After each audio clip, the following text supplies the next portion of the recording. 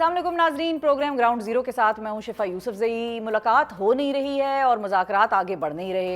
PTI और हुकूमत के दरमियान मुज़ाकरात का मामला बदस्तूर लटका हुआ है। बज़ाहिर पीटीआई अपने मुतालबात तहरीरी तौर पर जमा करवाने पर राज़ी हो गई है और दूसरी जानिब हुकूमती मुज़ाकराती कमेटी के रुकन सेनेटर इरफान सिद्दीकी ये तस्लीम कर रहे हैं कि पीटीआई मुज़ाकराती कमेटी की मुलाकात हुकूमत इमरान खान के साथ जेल में नहीं करवा सकी। आज का दिन भी इसी कैफियत में ही गुजर गया है कि जब पीटीआई मुज़ाकराती कमेटी जेल में मुलाकात का इंतज़ार ही करती रह गई। दूसरी जानिब मुज़ाकरात की मेज़बानी करने वाले स्पीकर कौमी असम्बली अयाज सादिक भी नाउमीद से कुछ दिखाई दे रहे हैं और ये कह रहे हैं कि जेल में मुलाकात करवाना उनका काम नहीं है और उनका किरदार सिर्फ मुज़ाकरात की सहूलतकारी तक ही महदूद है। इस सारी सूरत हाल में जो सबसे दिलचस्प खबर सामने आ रही है वो ये है कि इमरान खान क्या बुशरा इमरान साहिबा जो हैं वो तज्ज़ियाकारों का ये दावा है, सहाफ़ियों का ये दावा है कि वो बराह रास्त इस्टेब्लिशमेंट के साथ बैकडोर बातचीत में मसरूफ़ हैं और इन राब्तों का नतीजा अगले चंद दिनों या हफ्तों में सामने भी आ सकता है। अब ये मुज़ाकरात की कहानी अब ख़त्म होने जा रही है या हुकूमत का माइंड सेट इस हवाले से कुछ तब्दील तो नहीं हो गया, कहीं इरादे तो नहीं बदल लिए दोनों साइड से? क्या रीडिंग है गवर्नमेंट की, इस हवाले से हम गवर्नमेंट का मौक़िफ़ जानेंगे। हमारे साथ मौजूद हैं सीनियर रहनुमा पाकिस्तान मुस्लिम लीग नवाज़ और कौमी असम्बली में चीफ विप डॉक्टर तारिक फजल चौधरी साहब। अस्सलाम वालेकुम डॉक्टर साहब। जी वालेकुम सलाम। बहुत शुक्रिया डॉक्टर साहब, आपने वक्त निकाला। सबसे पहले तो ये बताइए कि जो खबरें हमने सुनी हैं बुशरा बेगम और इस्टेब्लिशमेंट की बातचीत के हवाले से वो आपके कानों तक भी पड़ी होंगी ज़ाहिर है, तो अब लोग ये तबसरा कर रहे हैं कि हुकूमत शायद इसलिए भी ज़रा इंटरेस्ट लूज़ कर गई है इन मुज़ाकरात में या शायद पीछे सी हट गई है कि वो कहीं और ही बातचीत चल रही है, तो फिर साडा की फ़ायदा। शिफा बहुत शुक्रिया, आज आपने प्रोग्राम में दावत दी। देखिए, जो आप इस्टेब्लिशमेंट की या बुशरा बीबी की बात कर रहे हैं, मैं ज़ाती तौर पे तो इससे लाइल्म हूँ, लेकिन गवर्नमेंट के हवाले से ज़रूर मैं आपको चंद बातें अर्ज़ करूँगा कि गवर्नमेंट मुज़ाकरात में किसी मजबूरी में नहीं आई, ना किसी के दबाव की वजह से हमने मुज़ाकरात शुरू किए हैं। अच्छा। ये मुज़ाकरात जो हैं ये अपनी मर्ज़ी के साथ और एक अच्छी नीयत के साथ मामलात को सुलझाने के लिए, और अगर सादा ज़बान में, मैं डॉक्टरी ज़बान में कहूँ तो ज़रा टेम्परेचर को डाउन करने के लिए। ठीक है। क्योंकि टेम्परेचर काफ़ी हाई हो गया था। सही है। और वो हाई टेम्परेचर का दूसरा तर्जमा जो है वो है कि पोलिटिकल अनस्टेबिलिटी पै दर पे पाकिस्तान तहरीक इंसाफ के हमलों ने जो उन्होंने इस्लामाबाद पे किए और चढ़ाइयाँ और यलगारें की, तो बड़ी अनसर्टनिटी थी कि मामलात कैसे चल रहे हैं और गवर्नमेंट कैसे चलेगी और आगे क्या होगा। तो वो जो एक तलातम था उसमें अब ठहराव है और मुज़ाकरात जो हैं वो मज़ीद उस ठहराव को दायमी बनाएंगे, परमानेंट बनाएंगे। तो ये हमारा मकसद चलता रहेगा, अभी ये सिलसिला चलता रहेगा। और हमारी जो डिमांड मुज़ाकरात में हमारी तरफ से है, पहली बात तो ये कि कोई डिमांड नहीं है गवर्नमेंट की। अच्छा। लेकिन जो डिमांड है वो है सिर्फ पाकिस्तान, मुल्क, स्टेट, रियासत, और उसके लिए रियासती उनको क्या इदारे, करना चाहिए? उसके लिए उन्हें बिहेव करना चाहिए। अच्छा। सादी सी बात तो यही है। लेकिन पॉलिटिकल बात ये है कि अच्छा, और ये मुज़ाकरात जो आपने कहा ना कि हम किसी दबाव में आकर नहीं बैठे, ये मुज़ाकरात जो खुले दिल से और खुले जहन से इधर ही बैठ के वो बात हुई थी, ये खुले दिल और खुले जहन के साथ बैठने में आप लोगों ने एस्टेब्लिशमेंट की भी रजामंदी शामिल की थी या फिलहाल उनका कोई इस पे आप लोगों ने टेक नहीं लिया? देखिए, बात यह है कि दुनिया का कोई भी जो मुल्क हो ना वो एस्टेब्लिशमेंट के बगैर नहीं चल सकता। बिलखुसूस जिस मुल्क के हालात पाकिस्तान जैसे हों, जिस खत्ते में हम बैठे हैं, हमारे दाएँ बाएँ जो ममालिक हैं उनके पाकिस्तान के हवाले से जो जज्बात हैं और पाकिस्तान के अंदर जिस तरह की दरानंदाजियाँ हो रही हैं, हमारे KP और बलूचिस्तान ख़ास तौर पर उनके जो हालात आप देखते हैं, क्या हमारे मुल्क की कोई भी गवर्नमेंट हो वो एक मजबूत फ़ौज के बगैर, एक मजबूत इंटेलिजेंस के इदारों के बगैर वो चल सकती है? कभी भी नहीं चल सकती। तो बिल्कुल उनका फर्स्ट अब बाकी जब आप गवर्नमेंट के साथ होते हैं तो आपकी बाकी भी गुफ्तो शुनीद होती है, इसमें कोई शक नहीं है, इसमें कुछ छुपाने वाली बात नहीं है। लेकिन एस्टेब्लिशमेंट जो है वो मुज़ाकरात के ना मुखालिफ थी ना है, बिल्कुल। अच्छा, ठीक है। ये बात मैं आपको खुली बात बता रहा हूँ। बाकी हमारी कोशिश यही है कि ये मानी खेज़ हों, नतीजा खेज़ हों, अच्छे हों। इसमें कोई हिकअप्स वगैरह अगर आ भी जाती हैं दूर हो जाएंगी। ठीक है। इमरान खान साहब की आपने इब्तदाइये में जो बात की, जी उस पर मैं आती हूँ, लेकिन पिछली ये भी बता दीजिए कि जो मुज़ाकरात के हवाले से जावेद लतीफ़ साहब के बयानात हैं वो ये कहते हैं, और हमारे प्रोग्राम पे तो मुतअद्दिद बार उन्होंने ये बात की है कि किसी दबाव के ही नतीजे में हुकूमत बैठी है और हुकूमत को ये चाहिए कि वो ये बताए कौम को कि क्या दबाव है, किसकी तरफ से आ रहा है और ये क्या डिमांड कर रहे हैं। डॉक्टर साहब से पिछले 3 सेशंस नाजरीन ऐसे हुए हैं कि जिसमें हम कोई ना कोई सवाल पूछते हैं और डॉक्टर साहब कहाँ से निकल जाता है। मुझे जावेद लतीफ़ साहब को, क्योंकि मुझे पता है कि वो कहाँ से बोल रहे हैं और क्यों बोल रहे हैं और क्या उनके गिले शिकवे हैं, ये उनकी एक नाराज़गी का इजहार है। तो मनाएं उनको। नहीं माने, मतलब क्या चीज़ें होती रहती हैं ना। अच्छा, देखें, हर बंदा सही है जो सियासत में होता है वो एम्बिशियस होता है, होना भी चाहिए ना। लेकिन ہر بندے کی, میں اپنی برادری کی بات کر رہا ہوں, سیاسی لوگوں کی بات کر رہا ہوں, ساری پارٹیوں کو بیچ میں لے لیں, ہر ایک کی وہ امبیشن پوری تو نہیں ہوتی, ٹھیک ہے, اور جب امبیشن پوری نہ ہو تو ہر ایک کے ریئیکٹ کرنے کا اپنا ایک انداز ہوتا ہے. ہماری پارٹی کے اندر, کسی بھی جماعت کے اندر, اگر آپ کی پارٹی کے ساتھ کوئی کسی طرح کے ڈفرینسز ہیں یا کسی طرح کی کوئی آپ کو شکایت ہے, گلا شکوہ ہے, وہ پارٹی کے اندر رہتا ہے. اچھا, وہ اس طرح میڈیا کی زینت نہیں بننا چاہیے کہ میں یہاں آ کے اپنی پارٹی کو جو ہے وہ اس کو تانے زنی شروع کر دوں. اور مطلب ان کی بات کو آپ ایک طرح سے ریبٹ کرتے ہیں کہ کوئی حکومت پہ دباؤ باہر کا اندر کا کوئی نہیں ہے. اور حکومت جو ہے وہ, میں نے سب سے پہلے آپ کے سوال کرنے سے پہلے یہ بات کی کہ ہم کسی دباؤ کے تحت مذاکرات نہیں کر رہے, اور ہم اس کو معنی خیز بنانا چاہتے ہیں. یہ بہت پہلے جو آپ نے لفظ استعمال کیے, میں نے بالکل بڑے وثوق سے اور بڑی کلیئرٹی سے بات کی تھی کہ کھلے دل اور کھلے ذہن کے ساتھ ہم مذاکرات کرنے جا رہے ہیں, کریں گے انشاءاللہ. تو یہ ملاقات کہاں پر پھنسی ہوئی ہے جو حکومت کی مذاکراتی کمیٹی کی؟ میرا خیال ہے اس میں کوئی ٹیکنیکل ہچ آ گئی ہے, لیکن یہ ملاقات بھی ہو جائے گی اور ایک نہیں ہوگی. عمران خان صاحب کی معمول کی ملاقاتیں جاری ہیں, معمول کی ملاقاتیں کمیٹی والے صرف نہیں مل سک رہے. باقی ساری سہولیات جو کبھی بھی نہ نواز شریف کو حاصل رہی جیل میں, نہ شہباز شریف کو رہی, نہ مریم بی بی کو رہی, نہ حمزہ صاحب کو رہی, ہمارے کسی بھی لیڈر کو نہیں رہی, وہ ساری ان کو مراد اور وہ ساری فیسلٹیز ان کو جیل میں بالکل موجود ہیں, کوئی کھینچی نہیں گئیں, ہٹائی نہیں گئیں. اور یہ جو مذاکراتی ٹیم ہے وہ جس ماحول میں وہ چاہتے ہیں کہ وہ ہو, اس ماحول میں کرا دیں گے, ان کی کوئی ایسی بات نہیں. وہ کب تک اندازاً, کیونکہ وہ اس پہ ڈیپینڈ کرتا ہے اگلی مذاکرات کے سیشن کی ڈیٹ. میرا تو خیال یہ تھا کہ وہ آج ہو جانی چاہیے تھی, اگر آج نہیں ہوئی تو شاید اگلے 1 یا 2 دن میں وہ ہو جائے, اور اس کے بعد ایک نہیں کہ کئی ملاقاتیں ہوں گی, کیونکہ ظاہر ہے مذاکراتی ٹیم جو ہے وہ عمران خان صاحب کی ڈائریکشن یا ان کی نوٹ کے بغیر تو اپنے اندر اتنے اختیارات نہیں رکھتی کہ وہ مذاکرات جاری رکھ سکے. ہمیں پتہ ہے اس بات کا, کرائیں گے ملاقاتیں. اچھا, ملاقاتیں کرائیں گے. ناظرین اس پہ غور کرے لفظ پہ. اچھا, کل ہمارے پروگرام میں شیر افضل مروت صاحب آئے اور ان کو محسن نقوی کی بڑی شدید, وہ کہتے ہیں اگر آپ لوگوں کی جانب سے مذاکراتی ٹیم میں محسن نقوی ہوتے تو چونکہ وہ یہاں پر بھی کنیکٹڈ ہیں, وہ آپ لوگوں کے آئیز اینڈ ایئرز بن جاتے, جو دوسری سائڈ سے میسج آتا وہ آپ لوگوں کو پہنچاتے, ڈائریکٹ بات ہوتی, اور وہ ذرا لچک بھی دکھا دیتے ہیں, اور ہماری ان کے ساتھ بڑی اچھی بات یہ ہے کہ ڈیولپ ہوئی ہے. اس بات سے اتفاق کرتا ہوں کہ محسن نقوی صاحب ہوتے تو بہت بہتر ہوتا. اور ابھی بھی جب یہ 26 نومبر والا جو سارا سلسلہ ہوا ہے, اس میں جو 23, 24, 25 نومبر کو جو مذاکرات ہوتے رہے ہیں, انڈائریکٹ جو ایک رابطہ رہا ہے وہ سارا محسن نقوی صاحب کے تھرو رہا ہے. بالکل انہوں نے کیے ہیں, اور وہ ایک اچھے یعنی کہ نیگوشیٹر بھی ہیں.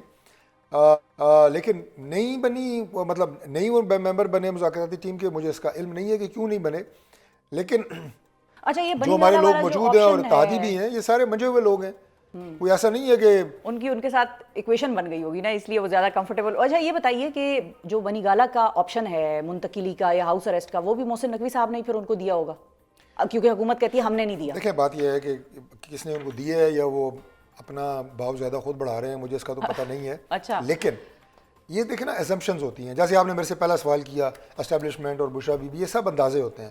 اچھا, پھر عمران خان, محمد مالک صاحب اور بڑے بڑے منجے ہوئے صحافیوں کی خبریں ہیں یہ. نہیں, وہ ظاہر ہے ٹی وی پہ کچھ نہ کچھ تو مسالہ بیچنا ہوتا ہے نا ہر ایک نے, تو وہ پھر اس طرح کی خبروں کے بغیر سیدھا سادہ پروگرام, ابھی آپ اسلام آباد کے موسم پہ پروگرام شروع کر دیں, دیکھیں کیا ہوتا ہے, کتنا وہ دیکھا جاتا ہے. بھائی بات یہ ہوتی ہے کہ کوئی نہ کوئی شرلی چھوڑی جاتی ہے پروگراموں میں, یہ ساری شرلیاں ہوتی ہیں. اچھا, کیونکہ محمد مالک صاحب یہ بھی کہتے ہیں کہ پاکستان کے جو اپنے پروگرام میں انہوں نے یہ بھی ذکر کیا کہ پاکستان کے جو سفیر ہیں, امریکہ کے جو سفیر ہیں پاکستان میں, ان سے کسی نے سوال پوچھا کہ بھائی رچرڈ گرینل کو ہلکا لے لیں, کیا کریں؟ انہوں نے کہا بالکل اس کو ہلکا نہ لیں. یہ بھی محمد مالک صاحب نے کہا ہے. دیکھیں بات یہ ہے کہ جب امریکہ کی اپنی پارلیمنٹ میں حملہ ہوا تھا تو اس کے بعد ان بندوں کو امریکہ نے پکڑا تھا, نہیں پکڑا تھا؟ پکڑا تھا. 18 سال سزائیں دی.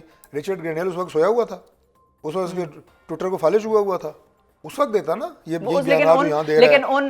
لیکن میں یہ بھی آپ کو یاد کراؤں, ہمارا اپنا ایک ذاتی معاملہ ہے کہ ہماری پارلیمنٹ پہ, ہمارے دفاعی اداروں پہ شہداء کی یادگاریں, ساری 9 مئی کے واقعات ادھر, لیکن اوپن ٹرائلز تھے, ہم بھول جائیں, ہم چھوڑ دیں. سارا وہ ہو رہا کیوں تھا.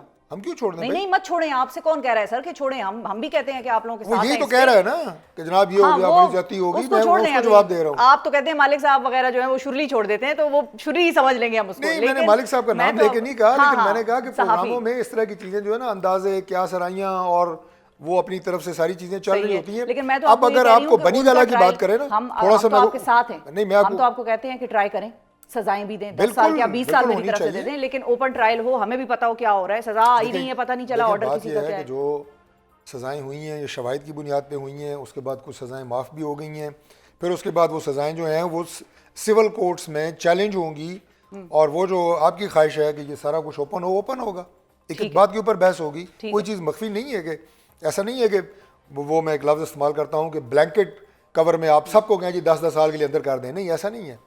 ہر ایک کی آپ دیکھیں کہ بتایا گیا ہے کہ اس کو کہاں پہ سزا ہوئی، کس وجہ سے ہوئی، کہاں اس کی پریزنس تھی، کتنی تھی، اسی کے مطابق جو ہے 2 سال 4 سال 6 سال 10 سال یہ سارا ہوا ہے، اور اس میں سے کئی معاف بھی ہو گئی. تو باقی عمران خان صاحب کا بنی گالا آ جانا یہ ایک معمولی بات ہے. اگر وہ آتے ہیں تو اس میں کوئی غیر معمولی بات نہیں ہے. لیکن میں آپ کو پھر کہتا ہوں جو میں نے آپ کو کہا نا، میں آپ کو عرض کرتا ہوں، میں تو کہتا ہوں کل بھیج دیں. بھائی کل بھی کیا فرق پڑتا ہے؟ کنفائنمنٹ ہے نا، بات ہے کنفائنمنٹ. وہاں پہ کوئی جیل میں عمران خان صاحب سے اٹھک بیٹھک تو نہیں کرائی جاتی جو یہاں رک جائے گی. کنفائنمنٹ ہے. یہاں اگر آ جاتے ہیں کوئی مذائقہ نہیں ہے. میں ایز اے پولیٹیکل ورکر آپ کو یہ بات کہہ رہا ہوں. بات یہ ہے کہ اگر یہ ہوتا ہے تو پھر جو شرلی کا میں نے ذکر کیا نا، آپ دیکھیں پھر ایک نیا طوفان آ جائے گا. او جی ڈیل ہو گئی، اور یہ ہو گیا جناب، گورنمنٹ نے آپ لوگ اٹھائیں گے نا. کچھ کہیں گے جناب نہیں ہم نہیں، میڈیا اٹھائے گا. کچھ کہیں گے جناب گورنمنٹ اس ڈیل میں شامل تھی، کچھ گورنمنٹ ڈیل میں شامل نہیں تھی، گورنمنٹ کی مرضی نہیں تھی، گورنمنٹ سے بالا بالا ہو گیا. کچھ کہیں گے نہیں گورنمنٹ کی مرضی تھی. یہ ساری باتیں شروع ہو جائیں گی. حالانکہ یہ بغیر ڈیل کے بھی عمران خان بنی گالا آ سکتے ہیں، اور آ جائیں کوئی حرج نہیں ہے. میں دوبارہ یہ کہہ رہا ہوں پہ آئیں گے اگر آنا ہو حکومت. مطلب اگر عمران خان خود کہتے ہیں کہ جی میں پھر یہاں پہ یہ ملاقاتوں کے رولے فلانے جیل کے باہر روز ڈرامے لگے ہوتے ہیں، گورنمنٹ اگر سمجھتی ہے کہ یہاں پہ وہ سکون سے آگے رہے، کنفائنمنٹ ہے ٹھیک، ان کے گھر کو سب جیل قرار دیا جا سکتا ہے. ہماری صحت پہ کوئی فرق نہیں پڑے گا. ہمارا جو کام ہے نا وہ عمران خان کو کوئی ٹارچر کرنا نہیں ہے. ہمارا کام ہے بحیثیت حکومت وہ کام کرنا جس کی ذمہ داری ہمارے کندھوں پہ ہے. کچھ ملک کے لیے کریں، کچھ اس نظام کو بہتر بنائیں. اچھا، اب مذاکرات کی طرف دوبارہ آتے ہیں. ماحول کی بات کیونکہ ہو رہی ہے، کل جو رانا ثناء اللہ صاحب نے پریس کانفرنس کی، آپ کو لگتا ہے کہ مذاکرات کا سلسلہ جب سے شروع ہوا ہے تب اس کے بعد یہ پریس کانفرنس حکومتی ایک مشیر کو کرنا چاہیے تھی؟ دیکھیے بات یہ ہے کہ مذاکرات کو نا لوگ کچھ عجیب رنگ دے رہے ہیں. کیا رنگ دے رہے ہیں یہ میں آپ کو بتا دیتا ہوں کہ جناب مذاکرات کے نتیجے میں عمران خان کی رہائی ہوگی.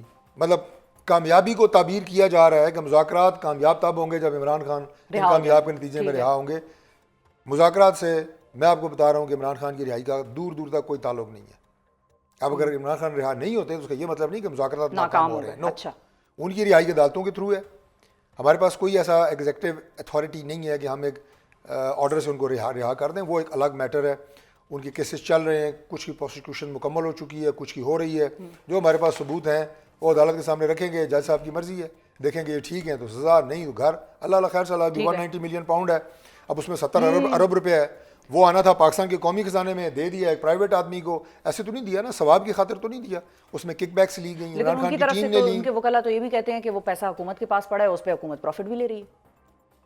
دیکھیے بات یہ ہے کہ یہ مجھے سب سے اچھی اور سادی مثال اس طرح میں دیتا ہوتا ہوں کہ مجھے اگر یہاں پہ بلو ایریا میں کوئی اگر ٹریفک سارجنٹ چلان کر دے اشارہ توڑنے پہ 10,000 روپیہ کہ آپ نے اشارہ توڑا ہے، میں اسے 10,000 روپیہ دے دوں، جرمانہ ہو گیا مجھے، میں نے دے دیے، پولیس کی تحویل میں چلے گئے، پولیس سے آگے میرا بجلی کا بل جمع کرائے.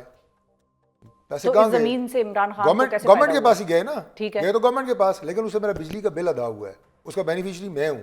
یہ 70 ارب روپیہ وہ جرمانہ تھا اس شخص کے اوپر جو اسے اپنی جیب سے دینا تھا.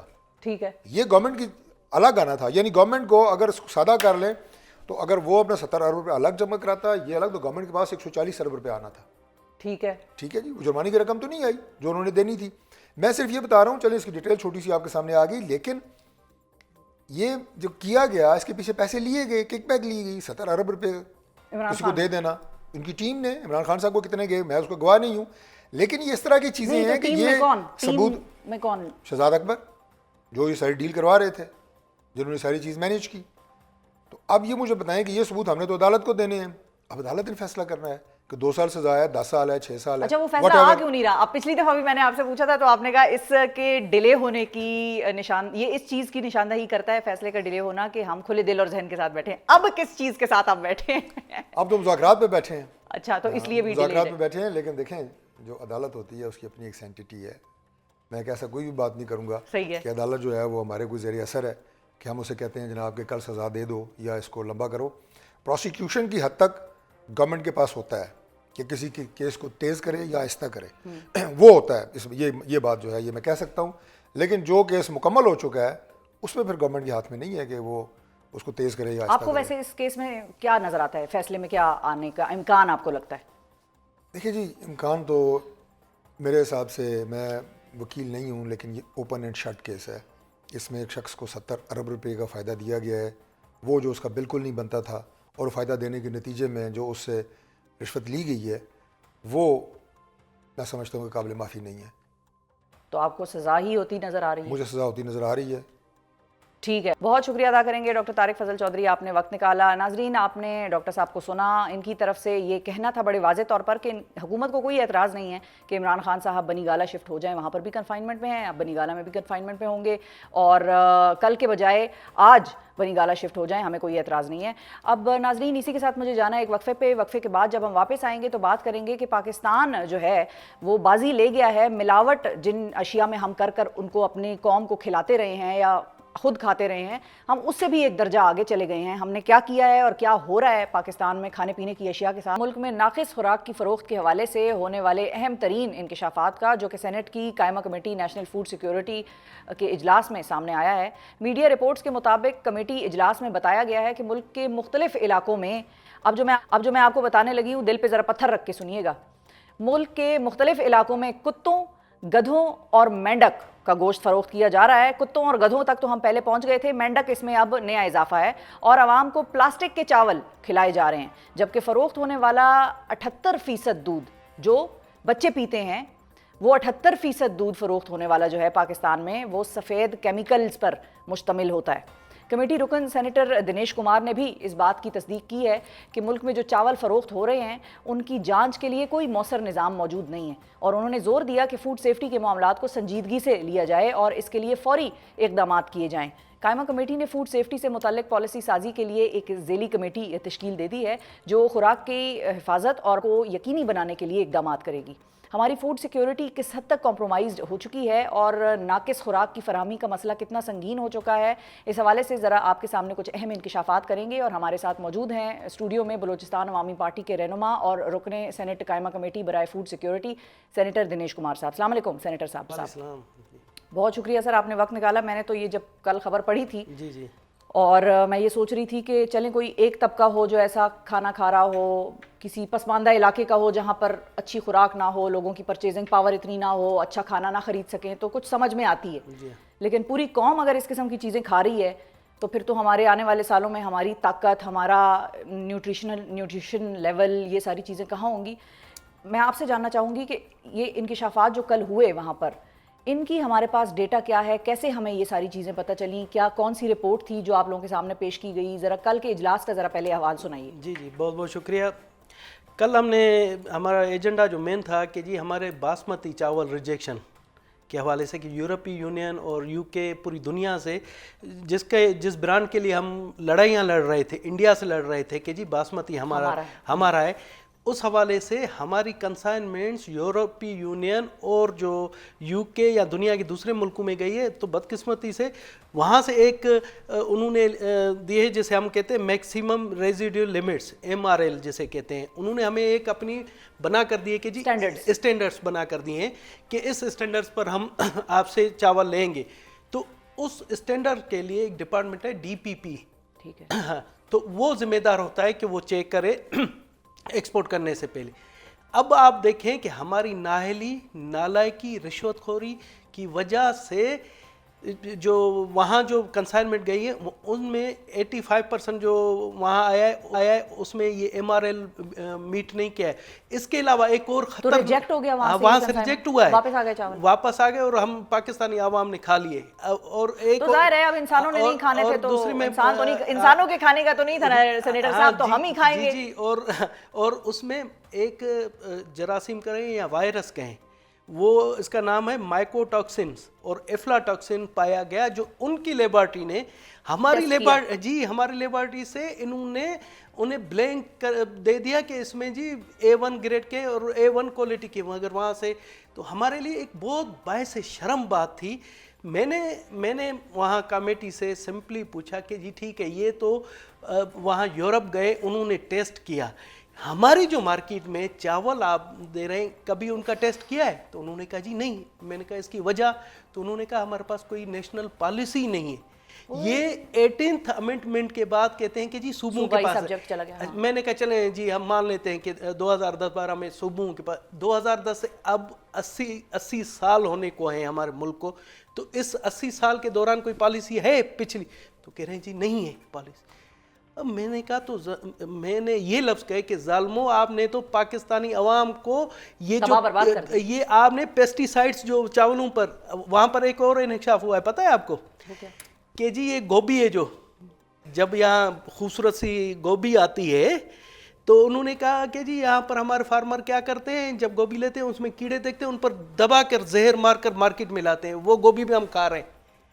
چاول میں آپ سے دعوے سے کہتا ہوں رائس ایکسپورٹ ہمارے بہت بڑی ایک وہ ہے, آپ کو میں دعوے سے کہتا ہوں کہ یہاں جتنے بھی سپر اسٹورز میں بڑے بڑے برانڈ کے چاول ہیں نا, اگر آپ ان کو لیبارٹری لے جائیں تو یورپی یونین اور جو یو کے اسٹینڈرڈز ہیں ان کے مطابق وہ کہیں گے کچرا جانوروں کے کھانے کے قابل نہیں, اور ہم پاکستانی بڑے شوق سے کھاتے ہیں چاول. تو سینیٹر صاحب ایک کام کرتے ہیں نا, آپ کو ہم نے آج پروگرام پہ بلایا, کل یہ اہم ترین انکشافات میں سے یہ انکشاف ہوا ہے, نئے سال کی آمد پہ ہمیں یہ دکھنا تھا. ہم ایک کام کرتے ہیں, ہم اور آپ مل کے مارکیٹ سے چاول ٹیسٹ کراتے ہیں اپنی لیبوں میں, بالکل پتہ چل جائے گا کہ بھائی کیا اس میں بالکل معاملات ہیں. میں آپ کو بتاؤں یہاں پر یورپی یونین اسٹینڈرڈز کی ہیں جی ایس جی ایس وغیرہ, آپ اس میں کروائیں. میں آپ کو دعوے سے کہتا ہوں کہ وہ کہیں گے کہ جی یہ انسانی کھانے کے قابل نہیں.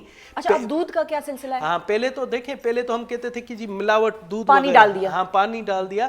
اب تو دودھ میں کیمیکلز ملائے جا رہے ہیں, کیمیکلز پانی کر کے کیمیکلز ملا کر ان کو جو ہے نا کلرفل دودھ بنایا جاتا ہے وائٹ کلر کا. اور دوسرا جو سب سے بڑا اہم ہو رہا ہے کہ ایران سے سستا آ رہا ہے خشک دودھ. اچھا ٹھیک ہے. ہاں اچھا وہ کیا کرتے پانی میں وہ خشک دودھ بنا کر وہ ملا کر مارکیٹ میں. دہی کے لیے کیا کرتے ہیں آپ کو معلوم ہونا چاہیے کہ دہی کو گاڑھا کرنے کے لیے ٹیشو پیپر ہے وہ اس پر کر کے جب دہی جمتی ہے تو وہ آپ کو گاڑھی ملتی ہے. اور ہم کھاتے ہوں گے ناظرین وہ ٹیشو پیپر سمجھ کے کہ ملائی اوپر جمی ہوئی ہے. یہ نہیں, یہ ساری چیزیں, مگر بدقسمتی سے دیکھیں کہ ہمارے پاس کوئی ایسی پالیسی نہیں ہے کہ ہم جا کر ان کو چیک کر سکیں یا کچھ کر سکیں کسی قسم. اچھا یہی میں نے کہا کہ ٹھیک ہے جی آپ نے یہ نہیں, یہ تو اب یورپی یونین کی مہربانی سے آپ کو پتہ پڑا کہ یہ اس طرح کے نقص ہیں, تو آپ ہمیں بتائیں کہ جو اس چیز کے ذمہ دار تھے ان کے خلاف کیا کارروائی.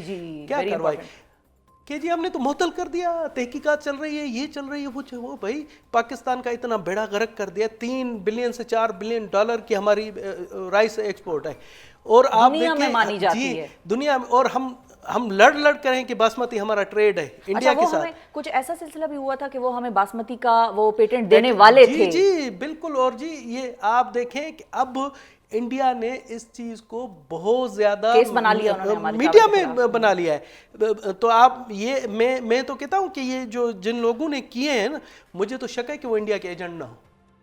تو ظاہر ہے اگر اپنے ملک کو ایسا نقصان پہنچا ہے, مطلب پوری قوم کو یہ نقصان پہنچ رہا ہے نا, یہ تو نہیں ہے کہ باہر گورے نے کھا لیا, ہم کھا رہے ہیں, وہ کنزیوم کر رہے ہیں, ہمارے بچے یہ دودھ پی رہے ہیں. یہ تو آپ دیکھیں کہ میں یہ آپ کو شرطیہ کہتا ہوں کہ یہ جس طرح سے آپ ہوٹلوں کی چیکنگ کریں نا, تو آپ کو 100% بہت سے کتوں کا اور بلوں کا تو تھا, کتوں کا تو تھا. یہ آپ اچھا پوائنٹ لے کے آئے. یہ مینڈک کی کیا کہانی ہوئی ہے اب؟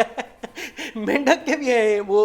اچھا ویسے سینیٹر صاحب لوگوں کو یہ بتا دوں کہ آپ کو بھی ہنسی آ رہی ہے, مجھے بھی ہنسی آ رہی ہے, میں بھی مسلسل ایک چہرے پر مسکراہٹ ہے, لیکن یقین کریں کہ سمجھ نہیں آ رہی کہ روئیں یا ہنسیں. یہ جان کے سب سے بڑی ابھی میں بات بتا رہا ہوں کہ یہ تو ٹھیک ہے, مردہ بکریوں, مردہ گایوں اور مردہ مرغیوں کا وہ گوشت بھی فروخت ہو رہا ہے. بہت ایک مطلب ایک حد ہوتی ہے, مگر اس پر کسی قسم کا نہ ہی کوئی وفاق کا, نہ ہی صوبوں کا, نہ ہی ضلعی. نہیں تو یہ مینڈک کون سے علاقے میں کھائے جا رہے ہیں زیادہ؟ اب میں آپ کو کیا بتاؤں, مجھے خود حیرانگی ہو رہی تھی. مینڈک کا تو آپ چھوڑے, بلیوں کا بھی گوشت ہوا ہے, اس کا بھی انکشاف ہوا ہے. تو میں मैं सोच रही हूँ जो मैट्रिक में हम डाइसेक्शन करते थे ना मेंढक की, हाँ। ये वहां से मेंढक लेते होंगे स्कूलों कॉलेजों पता से, नहीं और पकड़ पकड़ के। हमारे यहाँ ये मुतासिर हुए हैं क्योंकि अक्सर मैंने देखा है कि थाईलैंड में बड़े शौक से खाए जाते हैं मेंढक, शायद यहाँ पर वो लोग आ गए शायद उनके, मगर मुझे हकीकत में अभी भी हैरानगी हो रही है। अच्छा, अब चलिए, ये तो हमने डिस्कशन की, लोगों को जरा हमने बताया कि भाई देखभाल के चीजें लेना, और हम ये टेस्ट कराएंगे चावलों वगैरह के, और हम सेनेटर साहब को दोबारा बुलाएंगे और आपके साथ दोबारा उनसे उन इंकिशाफात पे आपको आगाह करेंगे। अब कमेटी ने क्या फैसला किया है, अब होगा क्या एक्शन, आप लोगों ने क्या लिया? देखिए, हमने कमेटी एक झेली कमेटी बनाई हुई है और हमने ये कहा है कि जी हम कौमी लेवल पर एक पॉलिसी तो बनाएं कि किस तरह से इन चीज़ों को हम एड्रेस करें, स्टैंडर्ड्स मीट करें, क्या स्टैंडर्ड्स मीट करें, और किस तरीके से सबसे बड़ा जो अहम जो हमें मसला दरपेश है पेस्टिसाइड्स, जिसको हम जरासीम कुछ वो अद्वियात इन पर जो होती है सब्जियों पर वो अंधाधुंध आ रही हैं।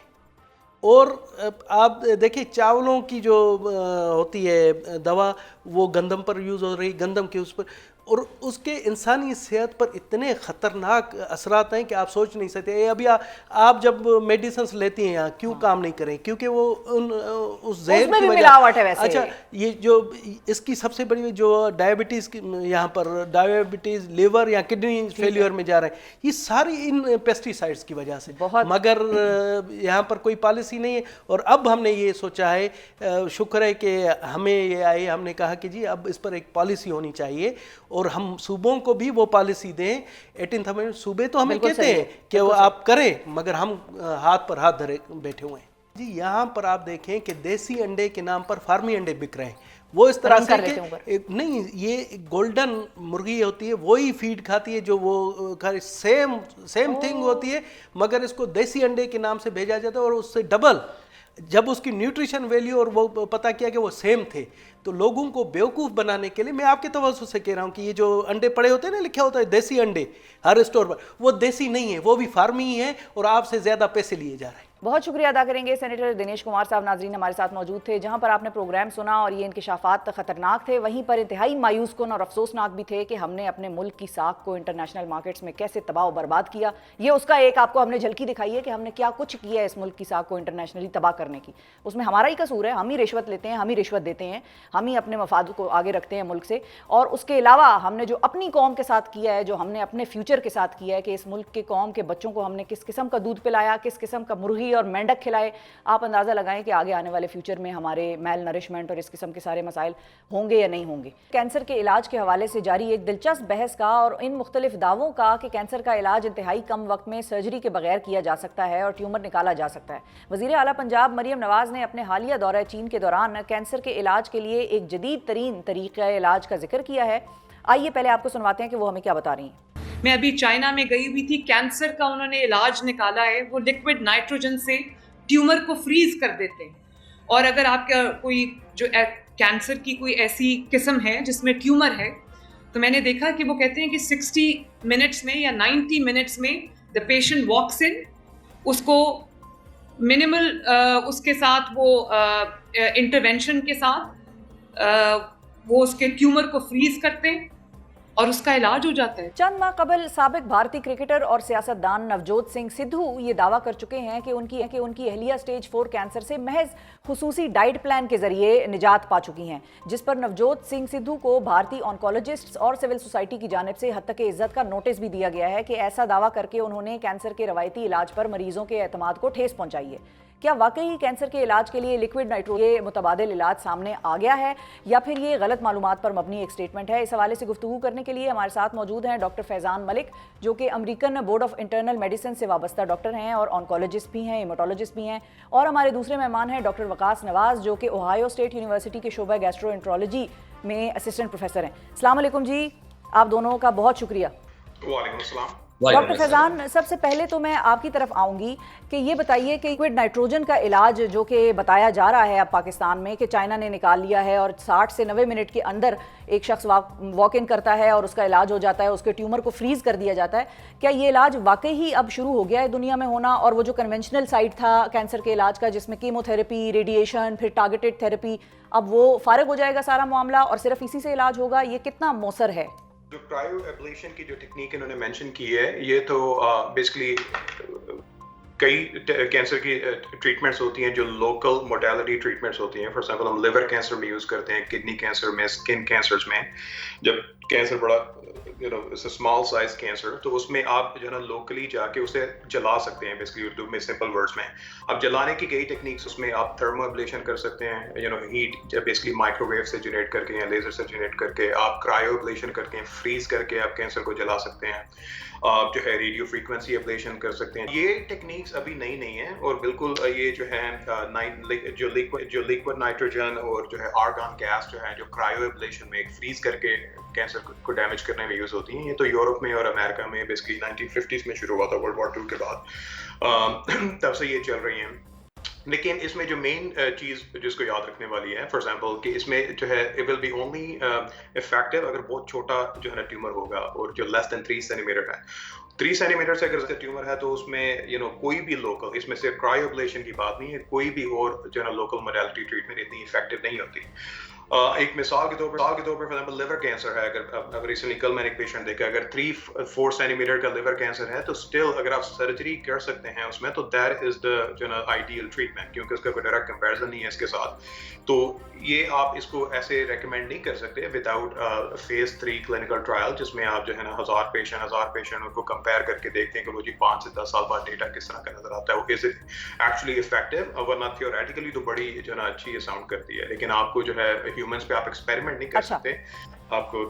ٹھیک ہے. اچھا ڈاکٹر صاحب یہ بھی بتائیے, آپ سے ہی میرا دوسرا سوال بھی ہے, یہ بھی بتائیے کہ جو 60 to 90 منٹس کا جو یہ ٹائم فریم ہے جس میں کہ پیشنٹ کا علاج ہو جاتا ہے, جو آپ کہہ رہے ہیں کہ چھوٹا ٹیومر ہونا چاہیے, بڑے ٹیومر پر اس طرح سے یہ آئیڈیل ایک طریقہ علاج نہیں ہے, تو کیا وہ جو چھوٹا ٹیومر ہے وہ اسی لیکوڈ نائٹروجن کے 60 سے 90 منٹ کے اندر کا علاج اس کے لیے ممکن ہے, ہوتا ہے؟ یہ سکسیس ریٹ اس کا کتنا ہے, یہ بھی ذرا بتائیے گا. دیکھیں علاج جو ہے ایگزیکٹلی سکسیس ریٹ آپ نے مینشن کرنا, اور علاج پاکستانی پاپولیشن کو بھی آپ نے مائنڈ میں رکھنا ہے کہ جو ہے کتنے لوگ ہیں جن کا ٹیومر جو ہے نا لیس دین 3 سینٹی میٹر یا ارلی اسٹیج میں ڈائگنوز ہوگا. اس میں آپ کی اسکریننگ ریکمنڈیشنز آتی ہیں, کیا لنگ کینسر کے لیے لوگ اینول سی ٹی اسکین کرواتے ہیں, کیا لوگ کولونوسکوپیز کرواتے ہیں. تو یہ اس بیسکلی آپ پاکستانی پاپولیشن پہ بھی آپ نے اپلائی کرنا ہے. ہاں اگر ایک ٹیومر ہے, چھوٹا ٹیومر ہے, تو depending on the person who is doing it, آپ جو ہے نا آبویسلی 60 to 90 منٹس میں یہ جو ہے نا کمپلیٹ کیا جا سکتا ہے جو ایکچوئل پروسیجر ہے. لیکن جو ہے یہ سرجری ریپلیس نہیں کر رہا ابھی, اور جو ہے دیٹ از دی الٹیمیٹ, مطلب سرجری چاہیے ہی چاہیے ہوگی, چاہے اس طریقے سے کریں یا جو کنونشنل میتھڈز ہیں اس کے تھرو کریں. ہاں ابھی جو لوگ جو موسٹلی جو پیشنٹس ہیں اولڈ یا فریل پیشنٹس جو کہ سرجری گو تھرو نہیں کر سکتے, یا جو ہے ویری اسمال ٹیومرس, جو یہ پیشنٹ سرٹن پیشنٹ پاپولیشن ہوتی ہے وچ از ناٹ ویری کامن, ان میں آپ یہ یوز کیا جاتا ہے. اور in certain cancerous, Hare cancer میں یوز بھی نہیں کیا جاتا بیسکلی اس ٹیکنیک کو. اور کیمو تھراپی, اور اگر فار ایگزامپل کینسر کوئی جو ہے نا 10 یا 12 جگہ پہ پھیل گیا ہے, بونس میں ہے, لیور میں ہے, لنگ میں ہے, ڈیپینڈنگ آن وٹ کینسر اور کہاں پہ وہ میٹاسٹاسائز کر رہا ہے, اب باڈی کے کتنے پارٹس جلائیں گے, it's not comparable with life. تو یہ اس میں اس کو انڈرسٹینڈ کرنا چاہیے کہ it's a very limited use, or maybe less than 1% I guess patient population can benefit from it, اور وہ بھی اگر وہ بڑی ارلی اسٹیج میں ڈائگنوز ہوتی ہے. تو باقی ٹریٹمنٹس کو آپ اس طرح سے پریزنٹ نہیں کر سکتے کہ باقی ساری ٹریٹمنٹ جو ہے وہ ختم ہو گئی ہیں, دس از دی اونلی تھنگ ناؤ. اور یہ چائنا سے امپورٹنٹ ہے, چائنا نے تو بھی پچھلے 20-25 سال میں کچھ آئی تھنک میڈیکل میں ایڈوانسمنٹ شروع کی ہے. امریکہ, یورپ 1950s 1940s سے یہ کام چل رہا ہے. ٹھیک ہے. اچھا ڈاکٹر وقاص, آپ کی طرف میں آؤں گی کہ آپ بھی ان ڈاکٹرز میں شمار ہوتے ہیں کہ جنہوں نے ایک طرح سے یہ اعتراض اٹھایا ہے اسٹیٹمنٹ پر کہ یہ میڈیکل ڈس انفارمیشن ہے. تو دیکھیں علاج تو موجود ہے نا, پھر یہ کیسے ہم کہہ رہے ہیں کہ یہ میڈیکلی ڈس انفارمیشن پھیلائی جا رہی ہے؟ فرسٹ آف آل بہت شکریہ اس ٹاپک کو ڈسکس کرنے کے لیے. اس کو میڈیکل ڈس انفارمیشن میں اس لیے کہتا ہوں کہ یہ ایک انتہائی جرنلائز اور ایبسرڈ اسٹیٹمنٹ ہے.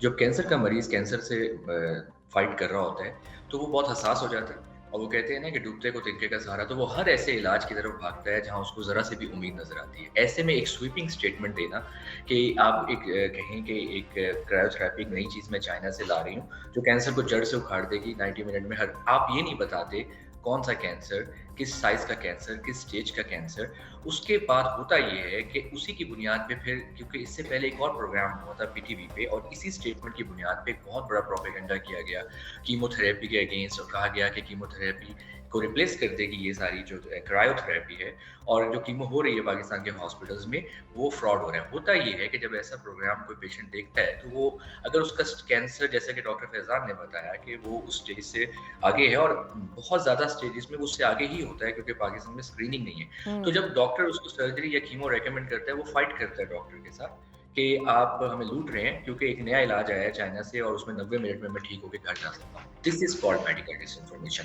وہ اس طرح سے کہ اگر میں آپ سے پوچھوں کہ آپ کہاں رہتے ہیں، آپ کہیں میں پلانٹ ارتھ میں رہتا ہوں، ٹیکنیکلی آپ کا جواب غلط نہیں ہے، لیکن ایک ایبسرڈ اور ایک اسٹوپڈ آنسر ہوگا، کیونکہ آپ سے یہ پوچھا جا رہا ہے کہ آپ کس کانٹیننٹ کے، کس کنٹری کے، کس سٹی کے، کس کالونی میں رہتے ہیں۔ اسی طرح سے اگر یہ کہہ دیا جائے کہ فلیجل ایک نئی اینٹی بایوٹک ہے اور تمام انفیکشنز کو جڑ سے اکھاڑ کے پھینک دے گی، یہ غلط انفارمیشن ہے۔ فلیجل ایک اینٹی بایوٹک ضرور ہے، ایک پرانی اینٹی بایوٹک ہے جو بہت ہی لائٹ قسم کے اسٹمک اور جی آئی کے انفیکشن میں استعمال ہوتی ہے، ہر انفیکشن کا نہیں ہے۔ کینسر ایک براڈ ٹرم ہے، کینسر کو آپ کو بہت سیریس لینا چاہیے اور اس کو آپ کو پولیٹیکل ریٹرک کے لیے استعمال نہیں کرنا چاہیے۔ اس لیے میرا اعتراض تھا، کیونکہ ان کی اسٹیٹمنٹ کی بنیاد پہ پاکستان کے نیشنل چینلز پہ بہت لمبا پروپیگنڈا ہوا ہے۔ اچھا ڈاکٹر صاحب کوئکلی یہ بھی بتائیے، ڈاکٹر وقاص کے گیسٹرو انٹرولوجی کی فیلڈ سے آپ کا تعلق ہے، گیسٹرو انٹرولوجی کی فیلڈ میں جتنے بھی کینسرز فال کرتے ہیں ان میں یہ جو لیکوڈ نائٹروجن اور یہ 60 سے 90 منٹ والی جو یہ ہے تھیراپی، یہ کتنی کارآمد ہے یا کتنے % آپ کو لگتا ہے کہ اس کا آپ کی فیلڈ میں سکسیس ریٹ ہے؟ اس میں ہم لوگ کی جب بھی کوئی کینسر ڈائگنوز ہوتا ہے، ہمارا ایک ٹیومر بورڈ ہوتا ہے جس میں گیسٹرو آنکولوجسٹ، انٹرونشن ریڈیولوجسٹ اور سرجنز مل کے بیٹھتے ہیں۔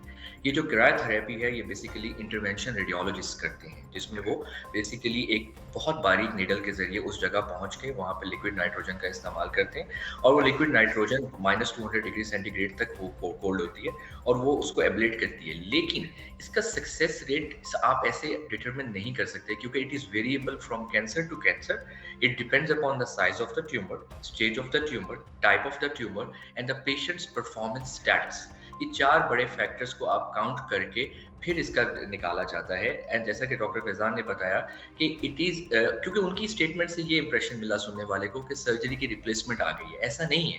Surgical resection is the cure of the choice, کیونکہ اگر آپ ایک سیل بھی پیچھے رہ جائے تو ریکرنس کا چانس ہوتا ہے۔ یہ جو ہوتے ہیں کرائیو ابلیٹو تھراپیز، یہ بہت ہی لوکل قسم کے کینسر، بہت ساری اسکن ڈیزیزز، اور ہمارے جی آئی کے کینسر میں یہ ریکٹل کینسر بہت چھوٹا 2 سینٹی میٹر سے بھی، اور اس طرح آپ کے لیور کے کینسر میں بہت چھوٹا 2 سے 3 سینٹی میٹر کے بھی، اس میں ضرور چل جاتا ہے، لیکن it is not at all for all the cancer for all the stages۔ اچھا، اور کیا میں یہ کہہ سکتی ہوں یا کوئی شخص یہ کہہ سکتا ہے کہ یہ نان میلیگننٹ کینسرز کے لیے شاید زیادہ افیکٹو ہو؟ یہ کہنا بھی غلط ہوگا، کیونکہ نان میلیگننٹ تمام سٹیج کینسر جو 1 ہوتے ہیں وہ بیسیکلی میٹاسٹیٹک نہیں ہوتے ہیں، وہ سٹیج 1 ہوتے ہیں، لوکلائز ہوتے ہیں، لیکن تمام میں یہ افیکٹو نہیں ہوتا ہے۔ بدقسمتی سے ہم لوگوں کو لینگویج بڑی اسپیسیفک ہونی چاہیے، کیونکہ اس لیے کہا جاتا ہے کہ پروفیشنلز کو بات کرنے دیں، کیونکہ ان کو معلوم ہی نہیں ہوگا وہ کیا بول رہی ہیں، کہ آئی ایم شیور ان کی فیلڈ نہیں۔ ٹھیک ہے، بالکل ٹھیک ہے، بہت شکریہ ادا کریں گے ڈاکٹر وقاص نواز اور ڈاکٹر فیضان ملک ہمارے ساتھ امریکہ سے موجود تھے، ہیماٹولوجسٹ، آنکولوجسٹ، گیسٹرو کی فیلڈ سے دونوں کا تعلق، اور بڑے کلیئرلی اور بڑے ہی تحمل سے اور بڑے ہی ڈیٹیل میں انہوں نے یہ سمجھایا کہ لیکوڈ نائٹروجن کا جو علاج ہے وہ کس قسم کے کینسرز کے لیے ہوتا ہے، اور یہ کسی کی اس سیگمنٹ سے ہمارا کوئی پولیٹیکل نیریٹو شیپ کرنے کا کوئی قطعاً کسی قسم کا کوئی موٹیو نہیں تھا۔ اس میں ہم صرف اویئرنیس پھیلانا چاہ رہے تھے کہ جو بات ہو رہی ہے، جو ڈیبیٹ چل رہی ہے، اس کو ذرا سا سم اپ کریں اور کوئی ڈائریکشن دے دیں۔ تو ہم نے اپنی چھوٹی سی ایفرٹ کی ہے۔ ہماری دعا ہے کہ جتنے بھی کینسر سے لڑنے والے مریض ہیں جو اس وقت کینسر کے علاج سے گزر رہے ہیں، اللہ تعالیٰ ان کو شفا یاب کرے اور ان کی یہ جو جرنی ہے، بڑی مشکل جرنی ہوتی ہے، اس کو آسان بنائے۔ آج کے پروگرام سے ناظرین اتنا ہی، اپنا بہت خیال رکھیے، اللہ حافظ۔